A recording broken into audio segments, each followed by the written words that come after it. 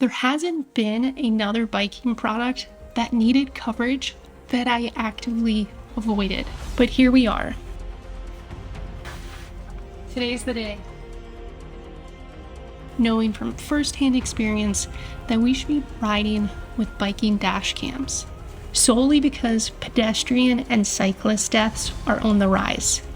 And my hope is if there is more documentation of dangerous driving and terrible infrastructure, the better chance we have at changing it.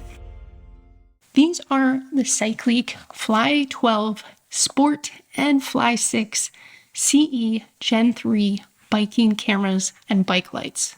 These are pretty expensive tools for biking safety. The price is something I even balked at as a biking tech and safety nerd. Today, we're going to unbox these so you can see what you're potentially purchasing and cover the key features that make these truly standalone products on the market and something you may want to be thinking about.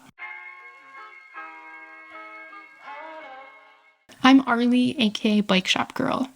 On this channel, I cover bike gear, tips, and short films to empower daily life by bike. If there's something specific you are looking for, there will be timestamps and chapters marked below. This is the Cycleek Fly12 Sport. You have the camera and the headlight. We'll walk through the whole setup of this in a moment. Already installed in it is going to be a 64 gigabyte micro SD.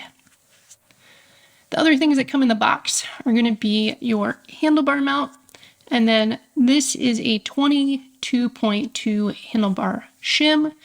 Universal adapter. This is your GoPro mount that you'll find on like K-Edge and some other setups. And so you can mount this maybe below your Garmin and it can be underneath with a clean handlebar setup. This is our safety tether. You're going to want to connect that to the camera light setup and then wrap it around your handlebars. Just in case this mount fails, you're going to want this so this doesn't hit the deck. And then we have a USB-C to USB-A cable. Let's walk through the actual camera. So we're right now looking at the top. The front, you're going to have the light and your camera. The side, we have a port door, which inside is a micro SD card, pre-installed 64 gigabytes, and then this is your USB-C charging port. Right next to it is the speaker. On the other side, we have our power button, Q button, and function. And then on our back, we have a really small display that includes some LED status lights and a microphone. On the bottom, you're going to find the Cycleek 1/8 turn mount. So the power button's pretty straightforward. Turn it on, turn it off. The Q button either manually retains footage you don't want overridden or takes a photo. Your function button scrolls through the settings. Personally, I would recommend using the Cycleek Plus app for setting this up and changing most of the settings. There are a few key features that matter to me that make this different and truly a biking dash cam over, say, a GoPro or the Insta360 X3 that I recently reviewed. The first is incident protection. If God forbid you were hit or in a crash, the camera can trigger this black box to go in protection mode, locking and preventing footage from being overwritten. This is turned on when you have the camera on recording and it's turned more than 60 degrees for over 5 seconds. It's worth remembering if you lay your bike down and you're parked on the side of the road, it's going to turn on that incident protection. Another thing will be the audio alerts that you can set up to notify you every 3, 5, or 10 minutes that you are still recording. It has a built-in 400 lumen light on the max setting, which isn't super bright, but it's going to be great for being seen. And yes, you can run a GoPro and a light, but this is an all-in-one setup. The other thing that this has is the looping feature, which overwrites the footage once your micro SD card is full. A lot of other cameras now have this function. For a while, this was the only one that did it. So I'm not going to say that's unique with this, but I think pairing it with the incident protection, those audio alarms, and that built-in light and camera setup, you have a unique biking specific dash camera. So those are the key things that really stand out to me. Let's cover the other key specs. If you're getting something out of this video, make sure to hit the like button, subscribe, or leave a comment to help grow this channel. Now, it doesn't matter how many bells and whistles it has if the footage and stabilization isn't useful. The front Fly12 Sport has resolution of up to 4K at 24 frames per second with a 135-degree wide angle. In comparison, the new GoPro Hero 11 Hyperview has 5.3K resolution with 60 frames per second and 141 to 151% with hypersmooth, aka stabilization, turned on. So the GoPro Hero 11 will get you better resolution, higher frame rates, and a wider field of view if you need. Cycliq claims a 6-axis image stabilization, another thing we'll test out. Summarizing that tech nonsense, I plan on doing some basic tests while riding with these kind of mounted underneath my handlebar with resolution, frames per second, and low light while license plates are going by. The way I plan on testing this, if you have feedback, is I'm going to actually be the moving subject. So I'm going to be riding down the road where parked cars are and see how easily one of these can pick up the numbers on the license plates. That's the only way I can think of to make a true fixed test, to be able to test out a lot of different resolutions and frames per second. It comes with that 64 gigabyte micro SD, but can handle up to 256 gigabytes. Personally, I'm going to test it out with the 64, see if I have any concerns running it at the 4K resolution, and then also test it out with one of my faster 256 gigabytes, just to see if I was riding really long mileage, I would probably get the 256 upgrade, because I'm always concerned during that overwrite that you might cause a corruption in the SD. So I try to avoid that looping if I can. Here is a concern I have. They say 7 hours of battery life, which is going to be great if the footage and stabilization is good. It uses a 3000 milliamp battery, which is built in and not removable, which is obviously a concern of mine. If this battery goes dead, can I replace it, or do I need to ship it off to Australia where Cycliq is based? Compared to my GoPro, I can just switch these out if this battery goes bad.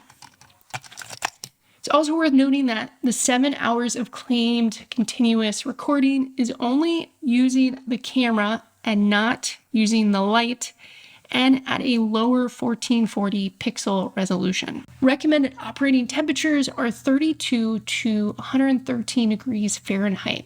Typically, with a camera and a light under freezing, with a battery this small, I would run a charging cable into it just in case, but Cycliq specifically recommends against charging the Fly device when it's that cold. So some folks on Twitter replied into my questions about Cycliq and said under 50 degrees, they're not getting a super long runtime, less than an hour.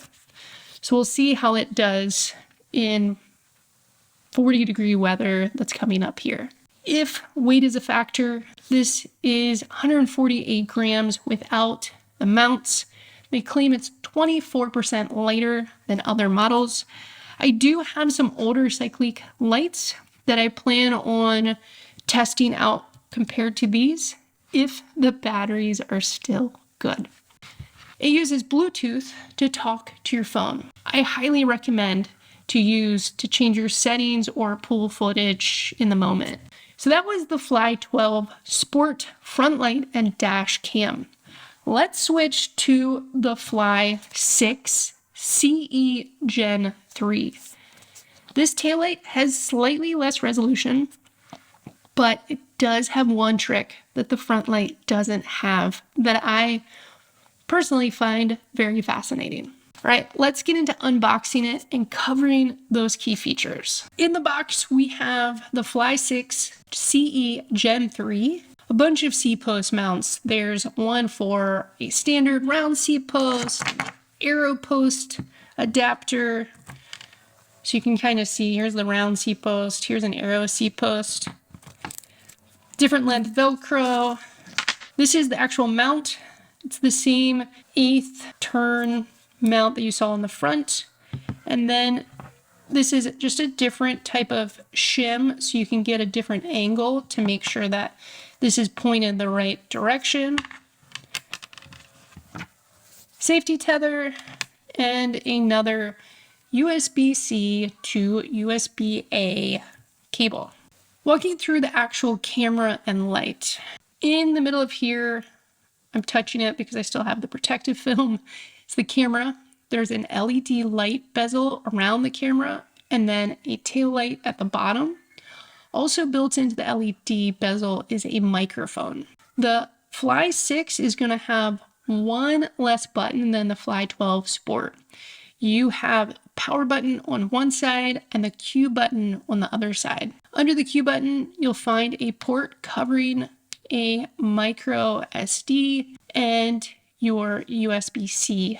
The 64 gigabyte card is pre-installed again, and just make sure you close that port up nice and tightly. Most of your settings will be done with the power and Q buttons. Highly recommend using the Cyclic Plus app. It does unlock some additional settings. On the back is the Cyclic 1/8 turn quick release system, and hiding, I don't know if you'll be able to see it, at the top is the hole for the tether strap. That's the physical setup of the Fly6 SE Gen 3. Let's talk about the features. Most of the features overlap with the front light, but in a smaller, less powerful package. The taillight does have one feature I wish the headlight had, which I'll cover in 1 second. So the main features I'm interested in for this rear dash cam and light are going to be obviously the footage and stabilization quality, especially for the size. The incident protection, the audio alerts that it's still recording, loop recording, and last but not least, this taillight has a built-in bike alarm. That last thing is super interesting to me. If you followed along with the Nog Scout bike alarm and tracker video, this has a bike alarm built in, but with video recording. Oddly, the Fly12 Sport does not have this, just the rear taillight. Here's some other key details of the Fly6. The video camera is fairly low resolution, 1080p at 30 frames per second with a 135-degree lens angle.